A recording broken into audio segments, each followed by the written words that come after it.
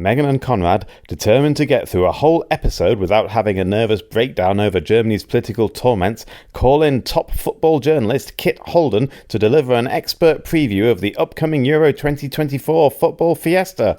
That'll surely cheer them up. But bugger us if Kit hasn't gone and written a whole bloody book about how German football actually reflects all the country's political torments. Bah! Just their luck. Mahlzeit! In Berlin's heart, where news is unveiled, Megan and Konrad with German tales. The German news, it's tough to bear, but with Megacans, they're ready to head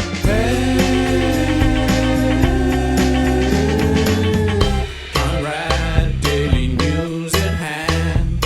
Megan feels to spare time to crack those cans. With each sip she takes, the Meg is her shield. But will it last anew? 'Cause that was the deal. Hello everyone, it's time for another Megan's Megacan. I'm Megan, I'm here in Berlin with Konrad Werner. Hello Konrad. Hello. And we have a guest today. Hello Kit Holden. Hello, thanks for having me. And Kit is here today because, very excitingly, we are doing something we don't usually do, and we're having a football special, everyone. Yeah. And Kit Holden is a sports journalist for the Tagesspiegel and also the author of Scheiße, We're Going Up, which is about the FC Union, the East Berlin football team, going up into the Bundesliga and still there. Just. And your new book, which is called Played in Germany, which we're going to talk a little bit about later. Yeah. But thank you very much for coming on. I'm very excited. Yes, I'm really glad too, because football and sport generally is very conspicuous by its absence on this podcast. So we need to redress the balance. I think so. I think so. We want to cover all our bases. We probably are going to talk about politics throughout, however, because that's the nature of the beast. But booze. Yeah. So, as I was selecting Megacans, and honestly, they keep reducing them down to 250 mils. Like, I cannot cope with this. But I was like, right, of the 330 ones that are there, what can says top rank footballer? And obviously then it had to be the Gentleman Jack. Ooh. Which is some form of different Jack Daniels and cola. I don't know. Can you pass that across to Kit? But it is fancy. It's very, it's got a black can, red, a little bit of red, mainly black, some silver. It's got it's rough for manliness, but also I think smooth, double mellowed for smoothness. I think that's a good male footballer description. Gentleman Jack, I think of it like a 19th century footballer with like knickerbockers and a big moustache.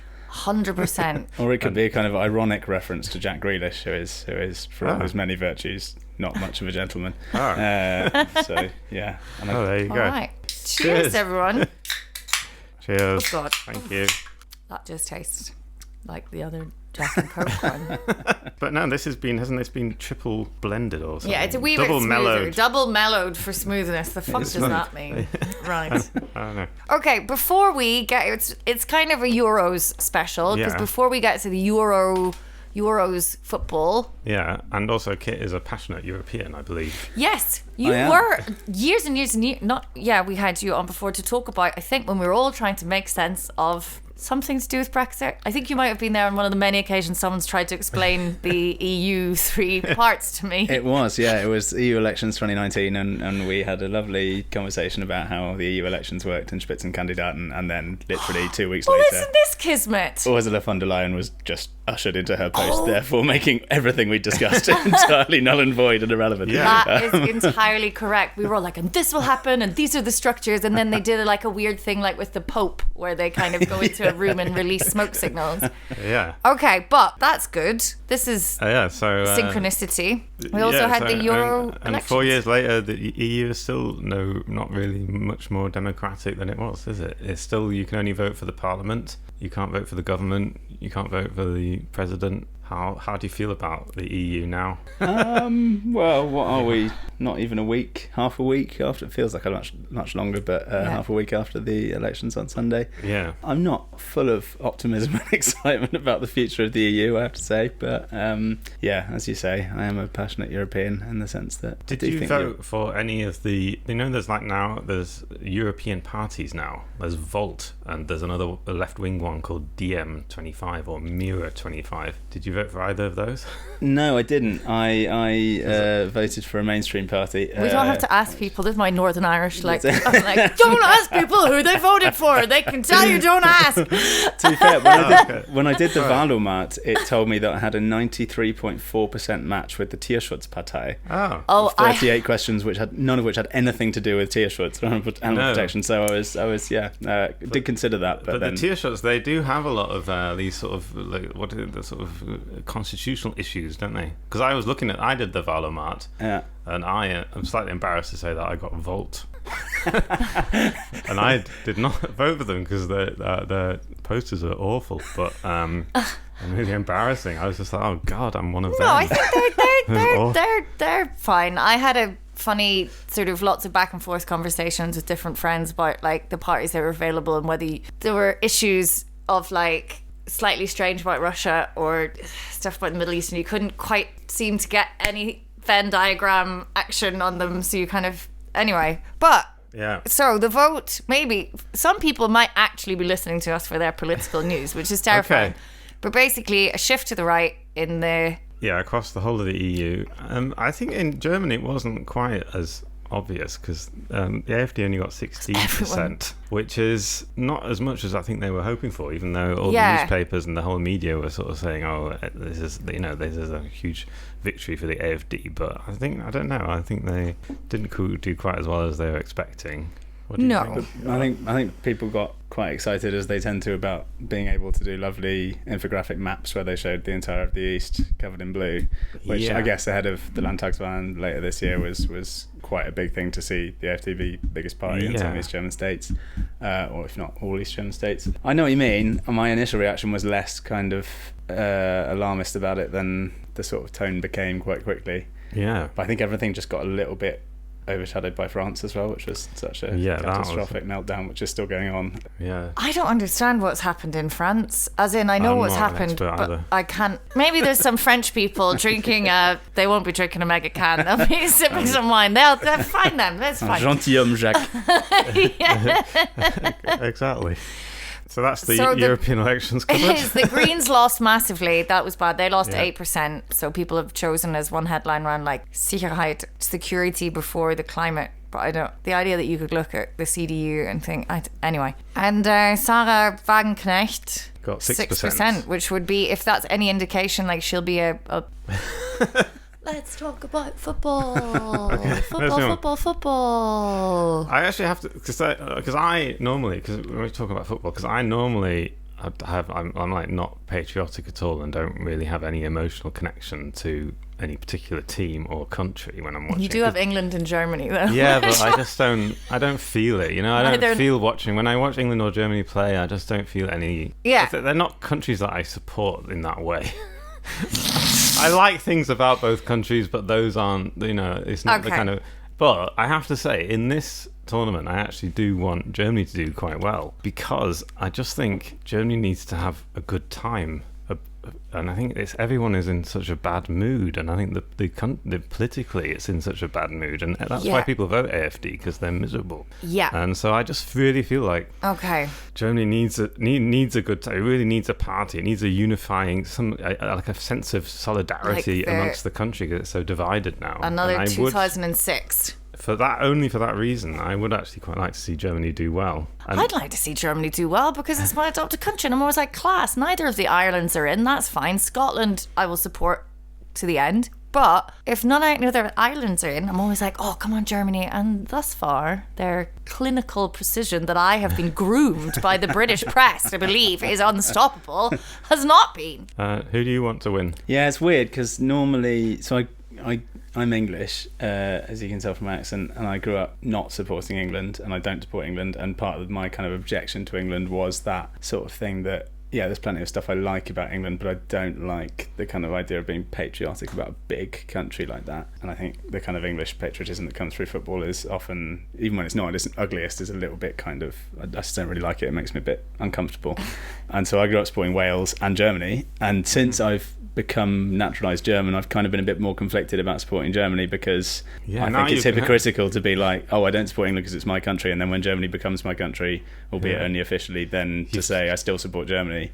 So I'm kind of torn. I do want, for the same reason as you, I do want Germany to do well. I think a good run at the tournament and a successful kind of the tournament going off without any major hitches would be a really good thing for the country this summer. My dad's side of the family are Danish, so I always supported Denmark as well. I basically support everyone except England, and so I'm gunning for Denmark going far again, and then England not winning and Germany getting quite far but maybe not winning the whole thing. Because the other thing was about this team, there was this survey the ARD did, and basically the ARD did a survey where they asked people whether they think that there were too many black people in the team and there should be more white people. Have you heard about this? Caused a bit of a furore. I'm sorry, ARD, is this part of the fucking 17 I pay to these absolute clowns? Yeah, that'll be the same. And they think that that's an okay question, but like, that's such a dumb question. Exactly. And Julian Nagelsmann, the German football coach, he reacted to this and said it was like a really racist question. It should never have been asked. And that made me think, like, it'd be nice to see the team do well just to make that point. Yeah. But did you got any insights on that? I had the same initial reaction, and generally I share that opinion. I think it's an astonishing question to ask, and a really, like, even with the best will in the world, an extremely poorly communicated and clumsily communicated journalistic idea. The ARD kind of defended themselves by saying essentially how this survey had come about is that one of their sports reporters, who I believe is a black German, was doing a sort of longer piece on identity and national identity and who the national team represents and what different people in Germany think about the national team and how it represents them. And he came across various people who said, basically, we think there should be more white people in the team. And because they didn't want this to just be anecdotal, they wanted to kind of beef it up with some hard data. So they did a survey asking, and that's where you kind of think. And Kakao, actually, who's a former German international, black guy, Brazilian heritage, gave a very good interview with a paper worth reading, the Sports Pages. I didn't do the interview, but it was a good interview. And he sort of said, look, on the one hand, you have to look at this two ways. On the one hand, this sort of stuff should be in the open. If this does reflect the public mood, which is not, it can't be that far from the truth. If you've got 15 to 20% of people voting AfD, it's not totally implausible. Yeah. It's better to have the open discussion about it than just pretend it's not happening. But at the same time, you have to go about that responsibly. And doing a kind of non-representative randomized survey, which I think is what it was, of about 1,500 people asking a question like that is obviously, it's just, yeah. It's if you don't have any context and you are just hearing that ARD, which is a big, like, a state broadcaster for people not familiar, that they've just put out a question like that, like, that's a jarring thing for a lot of people. And then it just stirs up this. I mean, so the result of the survey was that 1 in 5 Germans would like to see more white people in the team. We fucking knew that because of the AfD polling by and the Sarah Bundles. You add those together, that's 1 in 5. There we go. I solved it. We didn't need to put that out in the state blog. I don't know. Yeah, it does seem like, as I say, like, at best it's extremely clumsy and a little bit kind of just bad handiwork, and at worst it's extremely cynical. And if it were like the Springer Press doing it, there'd be no question that this is just extremely cynical. And I kind of err on the side of somewhere somebody along the line has said, let's do this, it'll make a great headline and a bit of a Twitter storm before the tournament, and and I think, or made that, or had that thought or whatever, and that kind of just makes me think, oh, come on guys, like, can we not have a proper discussion about these sorts of things? No, we never can. That's why we have to drink. But it was nice that that Nagelsmann came out was so strong against it and made such a strong statement. What do you think about Nagelsmann and the German team at the moment? Do you like him? I was impressed with that as well. Not just him, but Joshua Kimmich as well, who, I'll be honest, I didn't have massively down as somebody who would come out that clearly. I think he was the first player who was asked about it, and potentially he was put on the spot about it. I can't remember exactly the context, but he reacted in a similar way before Nagelsmann, saying that's outrageous and absolutely racist, and essentially we stand with all our players who are people of colour. And I thought, Joshua Kimmich was perhaps not the player I would necessarily have expected that robust, eloquent retort from, and I was extremely positively surprised that it came from him. And I think, I don't know, it's weird because like the footballers are they're sort of in their own world anyway, and they're all since the age of 16 or whatever, they've all occupied this kind of parallel universe where, I mean, okay, some of them will have experienced structural racism within the game, that still exists of course, but generally the racism that they're experiencing is more likely to come from outside. It's coming from politicians or fans or whatever.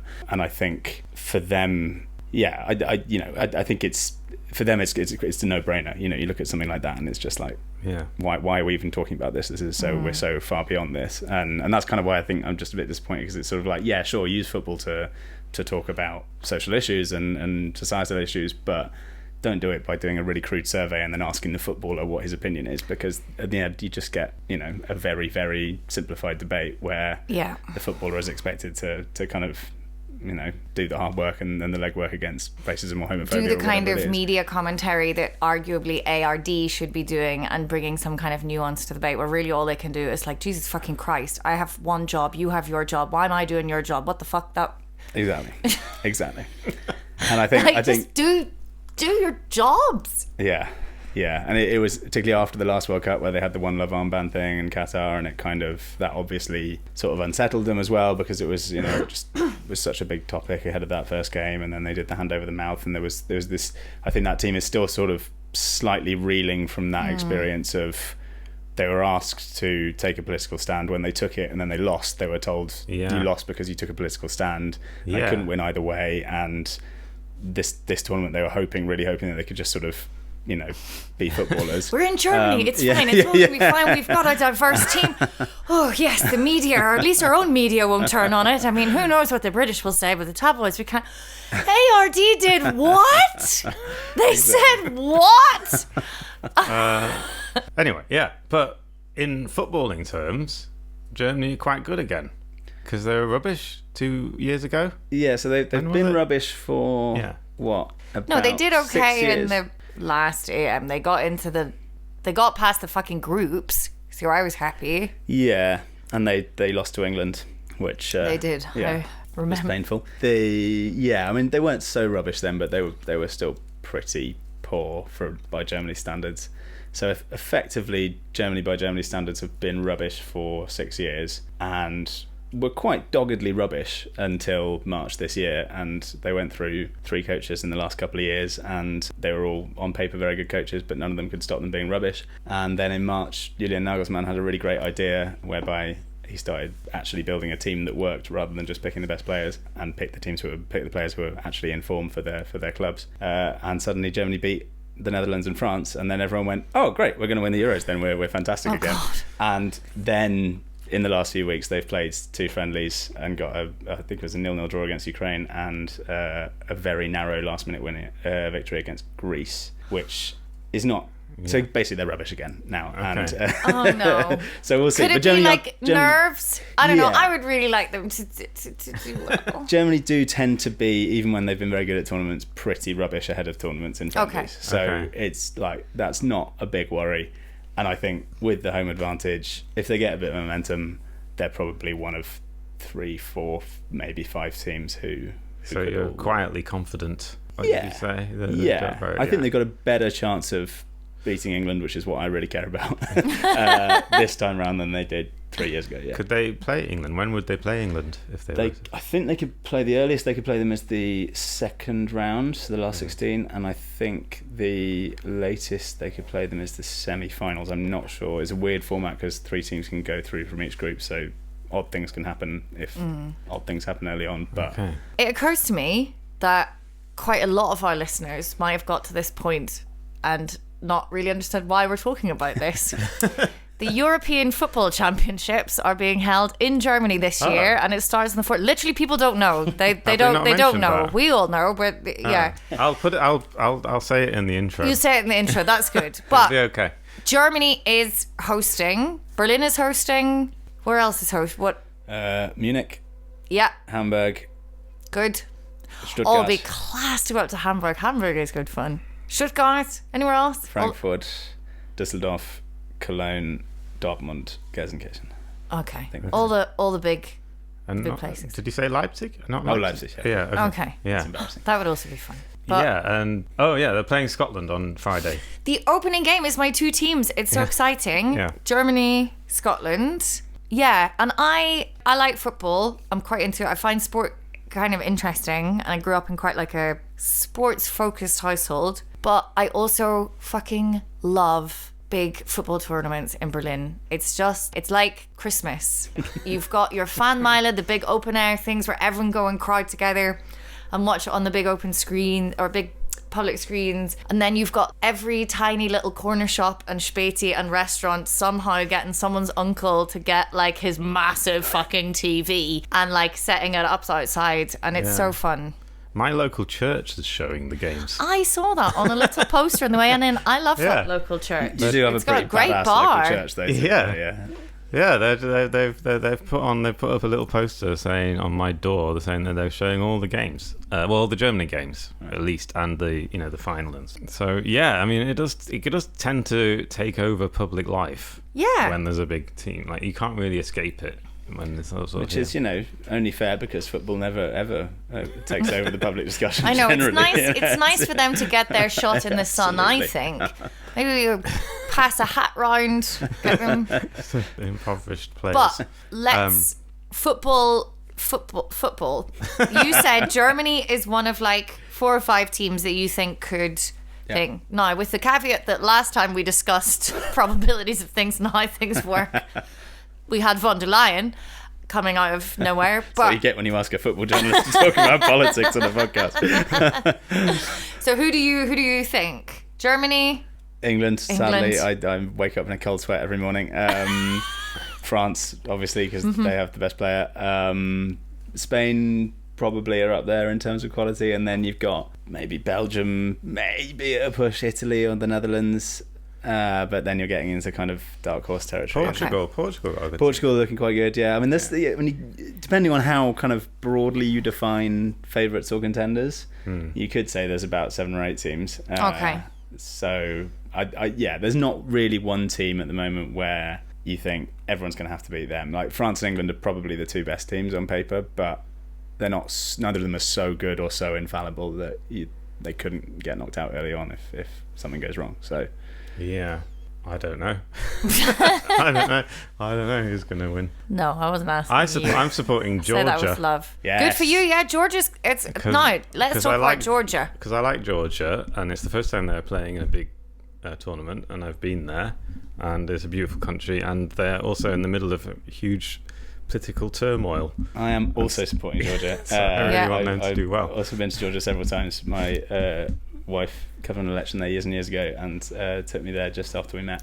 And we are both utterly in love with Georgia, and I am so delighted they're there. And I will be covering, not because the Tagesspiegel are desperately in need of coverage of Georgia games, but I will be covering 2 Georgia games anyway. And we have tickets to go and see Turkey v Georgia next week, which I'm extremely excited about. Oh cool. my god, that's going to be cool. Yeah, and Georgia actually do have 2 very good players.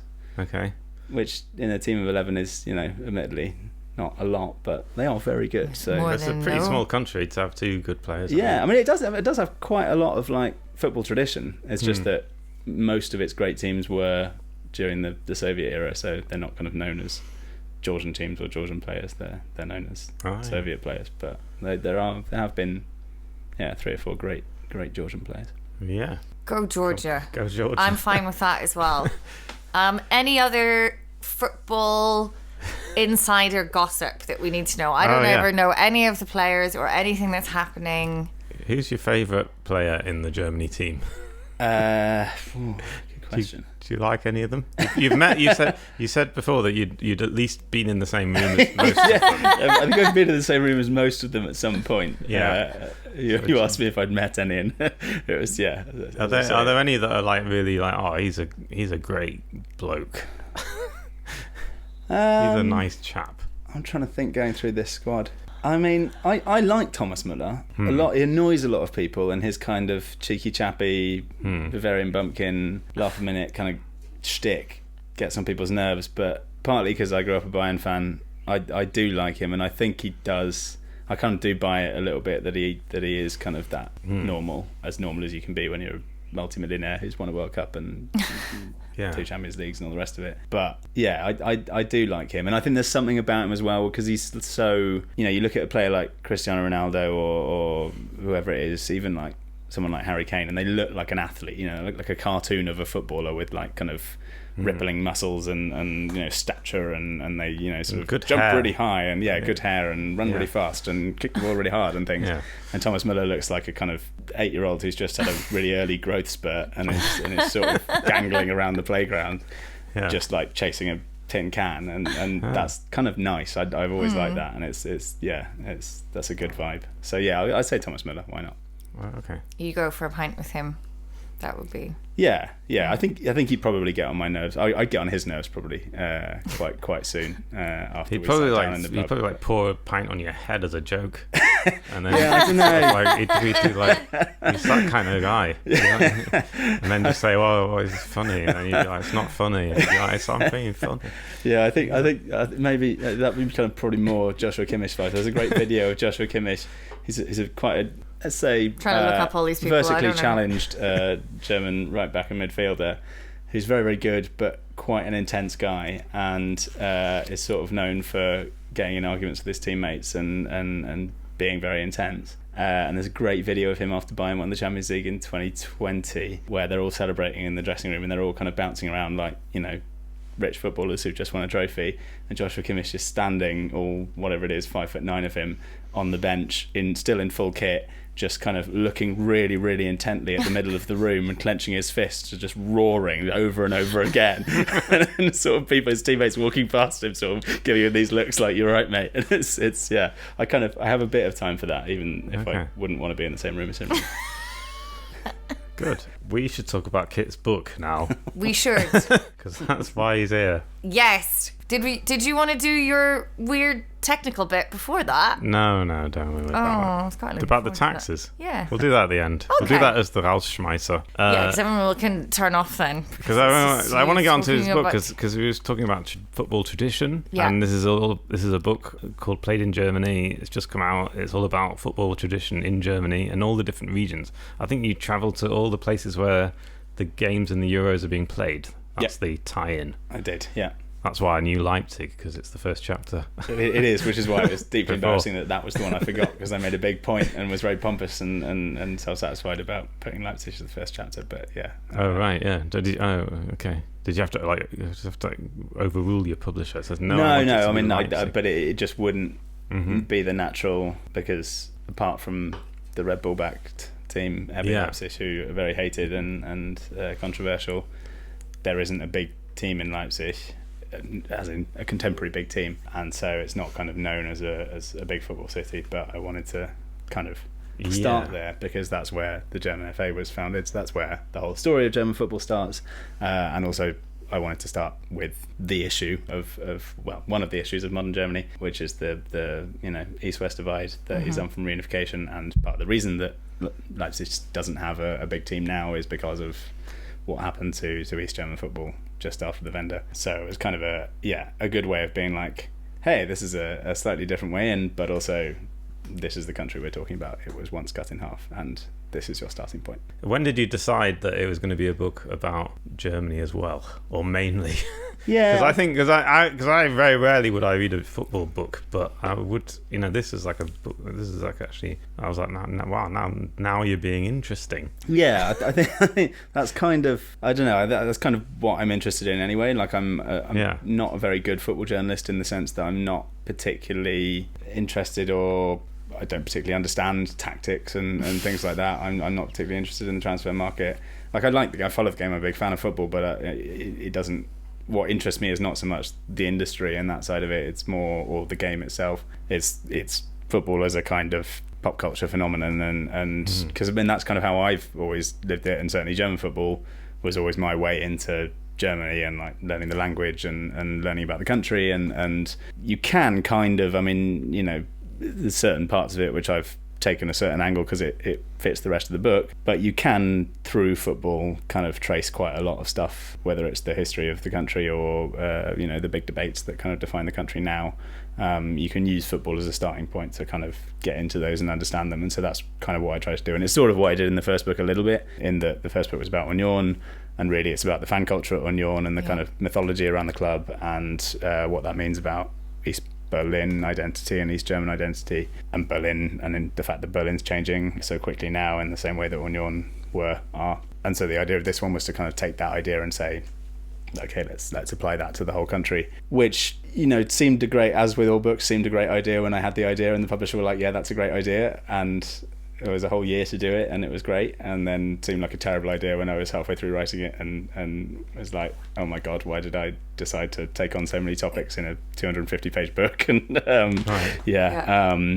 but I think it turned out all right, and I think it's really successful, I think, at bringing all of that stuff together. And I was kind of like reading through it, like amazed how you managed to bring all of these different things together, and I think that is really cool. And as much as I wanted this episode just to be about football, of course, you know, as you said, like you can tell the history of Germany through football, and you start with kind of Leipzig and Die Wende, and then go over to the Rhineland and go and stuff and talk about industrialization and then post-industrialization and all of that stuff, like what's happened to these clubs after basically the arse falls out of the mining company and mining industry. And then also then about car manufacturing and stuff and climate change and how all of that fits together. I thought it was very cool. And I think one of the things, there's a couple of things that from a German perspective I thought was quite interesting. One is the idea of like the regionalismness of it all. And we're all kind of hoping that Germany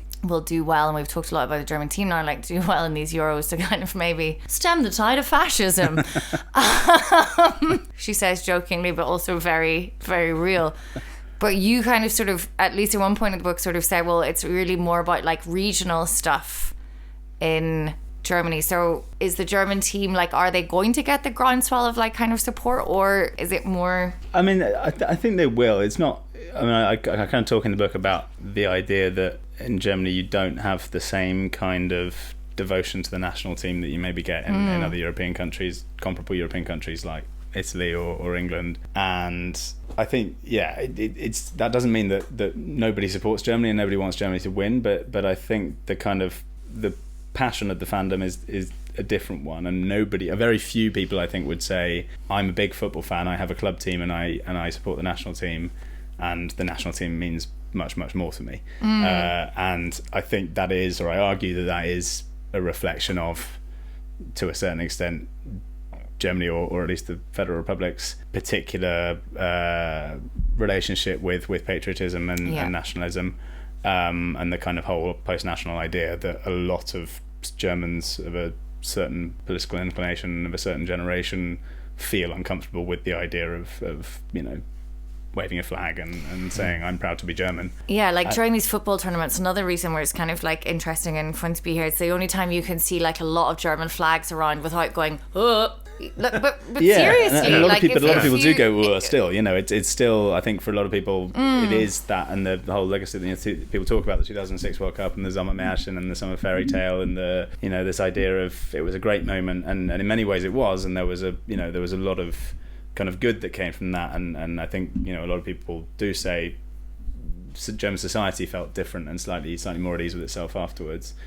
But there are also people, again, I point this out in the book, there are also people who say this was a terrible thing, this kind of legitimized and made salonfähig once again like a much more kind of instinctive and visceral form of patriotism, where previously the BRD had kind of reached a point where the discussion about patriotism had you know, it was becoming accepted that you know, we'd moved past that, and you know, you could have constitutional patriotism or you could have civic patriotism, but you couldn't just have flag waving and Deutschland in Deutschland, and that wasn't what 2006 was about necessarily, but there are, you know, you can argue that it did just kind of legitimize the idea of the German flag, which otherwise, would have caused more discussion maybe before or whatever. And so there are two sides to that coin, is my point. And I think to go back to the original point about regionalism, the sort of football history of the Federal Republic, the national team has been very, very important. And that's one thing that I trace, that you can trace as well, the history of democratic Germany through the history of the national team. They win the World Cup for the first time in 1954. That's the start of the economic miracle, the start of the kind of rehabilitation of Germany. West Germany as a democratic country. They win the World Cup again in 1990 at the point of reunification. Then you have this big moment in 2006 where they sort of become a modern, liberal, progressive nation. You can sort of trace that line. But the national team is often in that kind of realm, this sort of theoretical football as cultural study kind of realm. And what people really care about in Germany is, and what fans really care about, is more likely their club. And that's because of, I think, the fact that a lot of Germans feel their regional identity a lot more strongly than their national identity, or are certainly more comfortable with expressing their regional identity. You can do that very, very easily through football. So it's sort of all those things are kind of intertwined. But my argument is, regionalism is hugely important, even just because of the federal system, hugely important to understanding Germany, and football is a kind of the perfect mirror of it, because you literally have cities and regions competing against each other. Yeah. Was there anything you found out while you were researching and writing this book that you didn't know before? Yeah, I mean, I learnt loads, so much that I'm looking at the sky and trying to think of something good, and nothing's coming into my head. Or the things that are coming into my head are really, really arcane German football nerdy stuff, which wouldn't be interesting. I think like the kind of biggest sort of emotional epiphany I had was doing the chapter about the Ruhr region, where you mentioned it earlier, the sort of post-industrial history, and it's quite a common story really in European football, that you have an industrial region that at the time that its heyday produced these kind of big football clubs, because that was when football was coming up, and heavy industry kind of was quite a good breeding ground for football clubs and successful football communities. And that's true in England, and it's true in Italy, and it's true in Germany, and the Ruhr was one of them. It had Dortmund and Schalke and all these big clubs. And then, as you say, the bottom falls out of these industries, and the clubs are all that's left. And that story is very kind of established in football's canon, if you like. And I kind of knew it, and I thought, this will be the low-hanging fruit chapter. I'll go in and I'll talk to people about, industrial history and identity, and Dortmund, Schalke, easy peasy. I know all this stuff. And then you kind of go in and you do talk to people. And I wasn't obviously that arrogant. I was going in with an open ear, and I was interested. But I think it did kind of hit me to a certain extent just how kind of much football does matter to those communities because of what they've lost, and particularly of people of certain generations. And that's because that's such a truism, and it's so repeated in the way German football talks about itself. I'd kind of never really got my head around just how much that is. And there's this one image which is in the book which kind of sums it up with, there's a church in the middle of Gelsenkirchen in Schalke. I love this. Which is right next to the Consol mine, which was the sort of mine that produced all the original players of Schalke and was always tied to Schalke, the club. There's Schalke scarves and everything around this church, and that's kind of, it's football scarves in a church, but okay, it's Gelsenkirchen. And then there's one stained glass window which has sort of depictions, almost kind of like socialist realist style depictions of in coal mining, effectively. And that's like, okay, that's interesting. That's something new. And then on the other side, there's a stained glass window which has a depiction of Saint Aloysius, who I googled, and is apparently a 16th century Jesuit, and he's got a kind of cassock on and a cross and stuff. And then you look lower down, and he's got football boots on, and there's a football at his feet in blue and white, the colours of Schalke. And that was put there when Schalke won the league in 1958 for the last time. Seeing that kind of just made me think, whoa, okay, I hadn't really quite got my head around just how much football means here, and that you would literally put, even in the 50s, this isn't some gimmick of modern commercial football where the club has loads of money and sponsors a stained glass window in the church. This is something that was done when nobody in football had any money, and this was fundamentally as important a thing for them as the mining itself. And that's the kind of highest accolade you can give it in a community like that, is put it in a stained glass window. So I don't know, those sort of things, it was great to go a little bit deeper than perhaps I would normally go, just on the sort of usual stuff I report on, and talk to people about. Because I mean, that thing about loss, that must be been a big part of the Leipzig chapter as well, because obviously they lost their whole country in a way. I mean, Yeah. I mean, and then because I was reading that, and you were talking about the RB Leipzig, this weird football club that's made out of a fizzy drink. Yeah. And it kind of replaced two traditional clubs that they had from East Germany, which were Lok and Chemie. Yeah. And So I mean, what was it like there? yeah, definitely a lot of loss. I mean, the in Leipzig particularly, it's conflicted because the story of East German football after the Wende is basically you have. I mean, in many ways, you do have to kind of go back to the start and say, okay, there were clubs across Germany before the war, before the division, and then after the war, and once Germany is divided, those clubs are basically just recreated in the West, and the tradition continues, and in the East, everything's repackaged and given socialist names and socialist structures and all the rest of it. It's the same in the economy, etc., etc. In that 40 years then, and by the way, what happens in Leipzig then is that the DFB, which was originally the German Football Association, was founded in Leipzig. After the war, after the division, it becomes the West German Football Association because it's the tradition that is picked up by the West, and moves to Frankfurt. So you have a West German Football Association that was founded in East Germany, and an East German Football Association which is founded anew by the socialists. An East German football culture then develops totally separately from the tradition, the kind of what we would consider the consistent line of German football history over 40 years. And then in 1990 it all falls apart, and the East German Football Association is once again subsumed into the DFB, which doesn't move back to Leipzig because nothing's going from west to east at that point. Everything's going from east to west. And the big clubs of the GDR era, pretty much all of them struggle to adapt to capitalism, and they hit massively difficult times financially, and they plummet down the divisions. There are a few exceptions, but basically, long and short of it is they all do that, including Lok and Chemie, both of whom have been, to differing extents, very successful and well-supported clubs, like now Dortmund and Schalke, say. And the story in Leipzig really is now the fact that those clubs, a lot of the fans of those clubs feel that they were abandoned by the system, in inverted commas, that allowed them to fail, that allowed all these West German scouts to come in and sweep up the best players, that allowed these sort of slightly... Sounds exactly like what happened with businesses as Yeah, well. And we it have is, these and- kind of like Rotkäppchen and like something else that we kind of have as like, oh, they're traditionally East German, and it kind of covers up the absolute decimation that happened. Yeah, with- and yeah. absolutely, and the, you have investors coming into these East German clubs and promising the world and saying, and we're going to, make you a big Bundesliga club, and effectively running them into the ground for their own profit, and that happens everywhere. Ugh. And then Lok and Chemie both have this thing, which a lot of East German clubs have, where they go bankrupt, and then the fans effectively form a Phoenix club to pick up the tradition. And then, while this is all happening in the mid-2000s, Red Bull, who are building a football empire with clubs, all Red Bull branded and all named the same thing with the same badge, say we need an entry point into the German market, and they're looking around, and eventually they chance upon Leipzig as the ideal place because it's a massive football city with a huge football tradition, which the DFB are quite keen ahead of the 2006 World Cup to make a big football city again, because they want an East German city for exactly that kind of window dressing. Look, this is also for the East and all the rest of it. It's fine. It's fine. It's all fine. Exactly. Fine. You got a World Cup game, didn't you? And Red Bull come into this city and say, look, we can invest loads in the infrastructure and the sporting infrastructure and create a new team.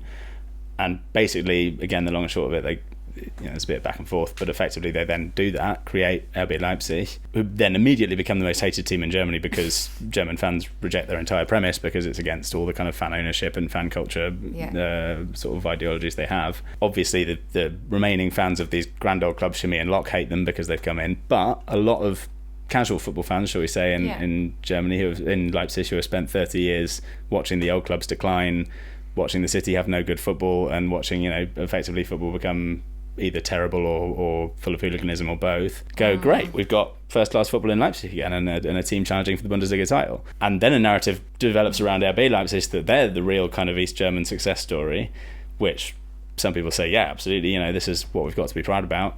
And other people are saying, no, this is exactly, what's screwed the East is a Western, an Austrian company coming in and saying, I think this is effectively, Western colonialism. So it's this sort of maelstrom of loss and bitterness and how to build a new future and a new identity. And I think that's kind of what I try to get across, is that this is a place where, because really there still hasn't been a proper grown-up calm conversation about what happened yet, I mean, that's not fair, because a lot of people have worked really hard to try and do that, and I'm saying that hasn't happened at all. But I think just overall as a society, that hasn't really kind of happened. It's not in the something same we're way particularly good at as humans. Yeah, and particularly in this day and age, and polarization and all the rest of it. And because of that, there isn't really any space to have a calm conversation about what being East German means going forward. And so football becomes this kind of space for a lot of, not for everyone in East Germany, but for young men often, as football often is, a space for disenfranchised young men to kind of express that in various different ways, some positive, some negative. And that in turn kind of then feeds a lot of the cliches and mistrust that already exists about the East, and so the kind of cycle continues. And again, you can kind of see it all panning out if you try to sort of trace the football history of these clubs in this city. Again, as I say, it was I had this amazing, I'll start with Leipzig because founding city of the DFB, and then got a quarter of the way into writing my first chapter and was like, why am I starting with this is way too complicated. But yeah, it is very complicated, but also like super fascinating, and everyone should totally. And you have a good metaphor in that one as well, with the doing a deal with the devil and the Goethe statue. It's all very clever. I was like, I like that. Yeah, and it's where Goethe started Faust and everything. Anyway, good.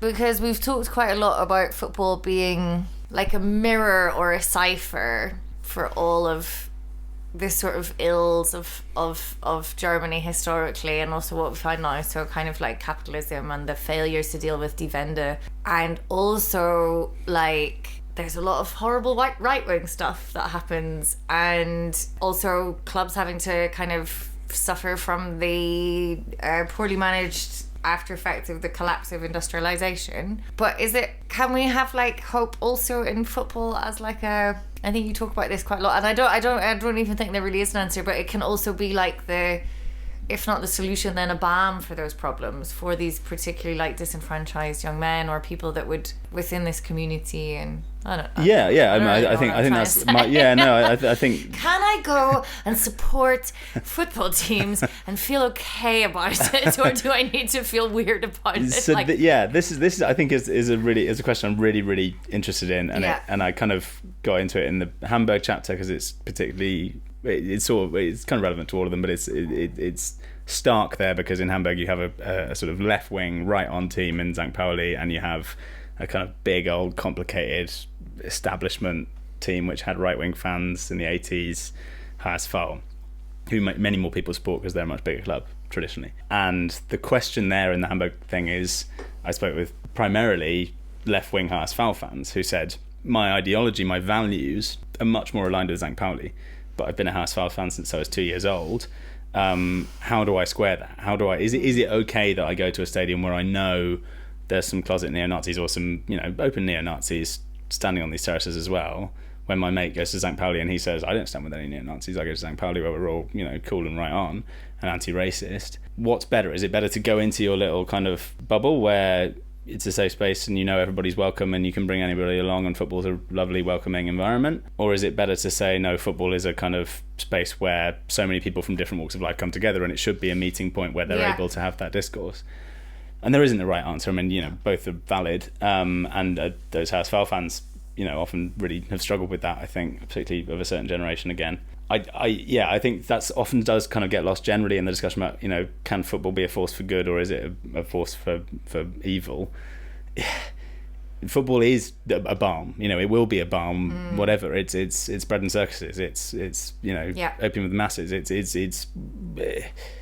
entertainment, and so people will use it as a balm for the horrible things they're experiencing in their life, whether they're very personal or whether they're to do with the economy or war or whatever. And it will then, by extension, be a kind of cipher or a place where you can start to think about those issues in a way that maybe you don't have an opportunity to otherwise, because it shines a light on them and it in some ways kind of simplifies them and puts them in nice kind of coloured blocks, quite literally, right?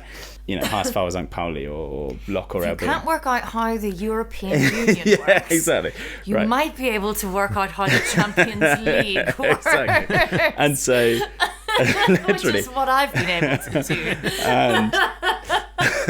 And so it kind of, to me, I think this is what often gets, and it's sort of the same thing as we were saying about the ID survey and asking footballers to kind of have the ultimate word on racism or homophobia or whatever.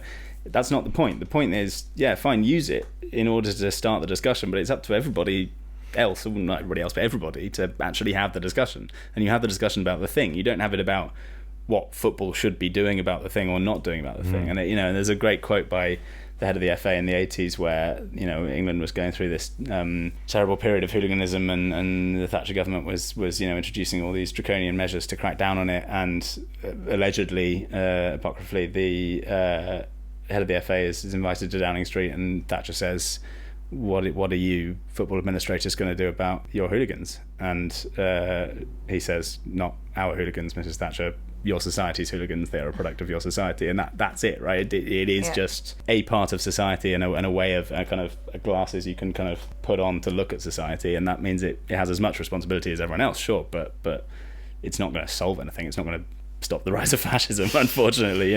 The fact that there's a captain of the Germany team is of Turkish descent is not going to stop 20% of people voting AfD. It's just not. But I still think we can have fun at the AM. You can go to your, but no, I think that's right. Like, I think the football is not the thing. It's more like it's society's hooligans, and we can all take responsibility for that. And if you want to use football as your arena to discuss that, I think it's pretty cool. Well, in fact, the Interior Minister, Nancy Faeser, what she said, she also has just said, stop worrying about all this stuff about taxes and right-wing stuff, just enjoy the football. Shouldn't actually say it. I'm paraphrasing a little bit. Paraphrasing on Nancy. But because she said, like, the potential for solidarity in German society, and also maybe Germany, it's not that bad. Like, seriously, we need to stop freaking the fuck out because things have got like a tinsy bit worse for us. There's people in fucking the UK pulling their own teeth because you can't get a dentist appointment, and that's bad, and we shouldn't have to live like that. But this idea that things are a bit more expensive now in Germany, we're all going to lose our collective minds and throw AfD. Let's not. Let's just enjoy the football, as Nancy says. I have actually got the quote here. Do you want to hear the actual quote?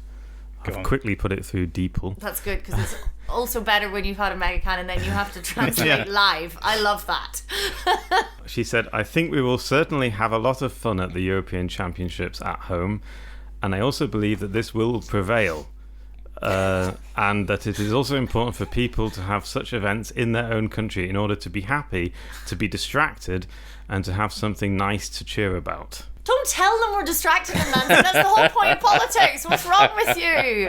The bread and circuses is an aside. You don't go on the record. Fuck me, German politicians are sometimes too fucking honest. Do you remember when de Maizière when there was a terrorism scare around the Germany-France game in, 10 years ago or something, and de Maizière was Interior Minister, and he was asked at the press conference to give some detail, and he said, a part of my answer would unsettle the population if I were to... I think you might have just done that, Thomas.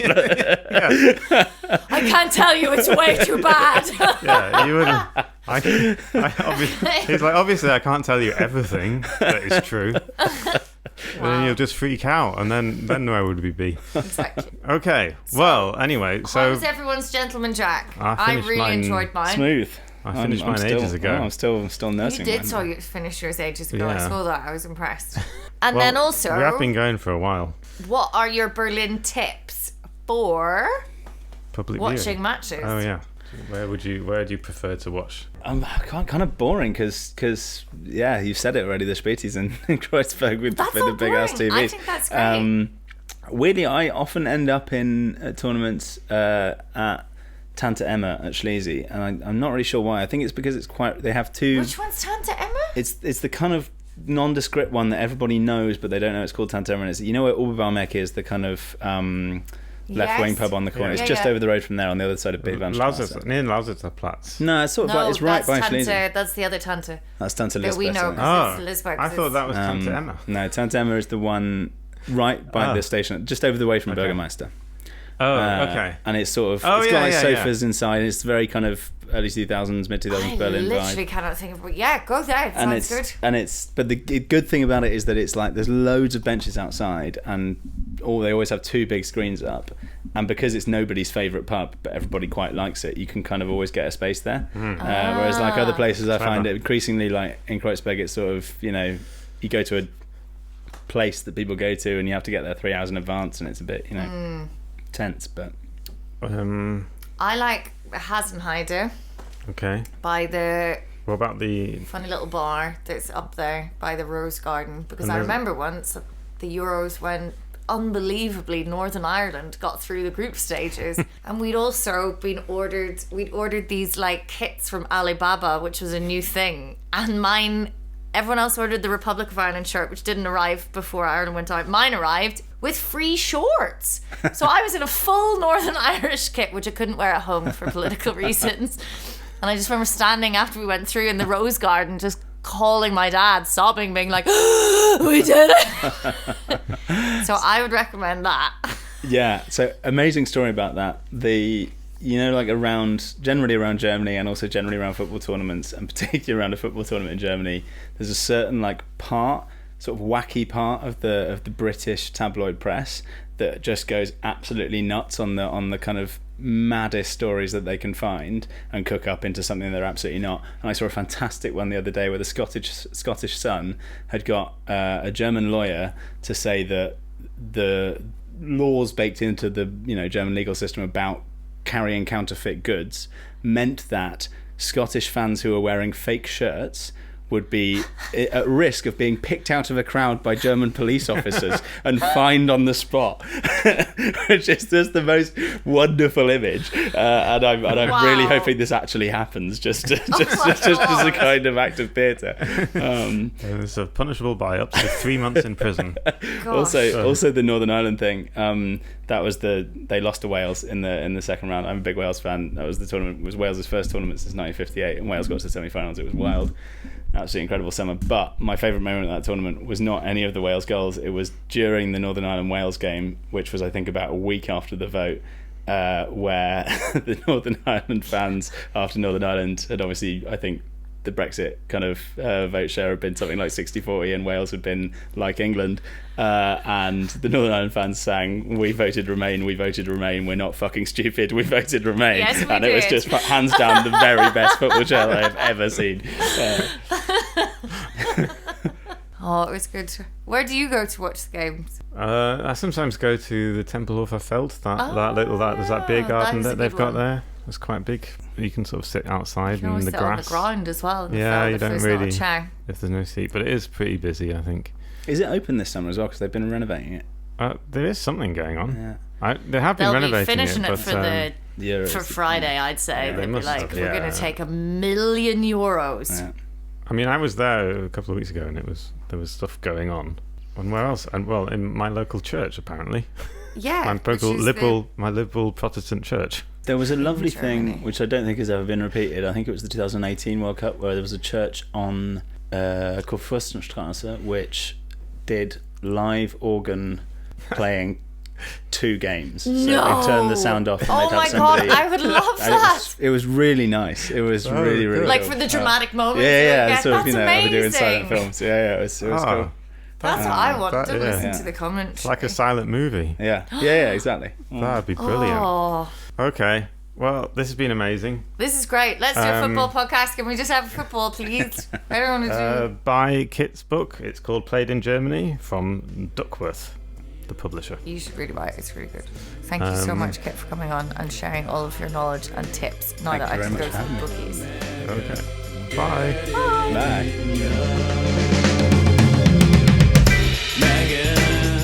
Megacan, German news in English with a cocktail can.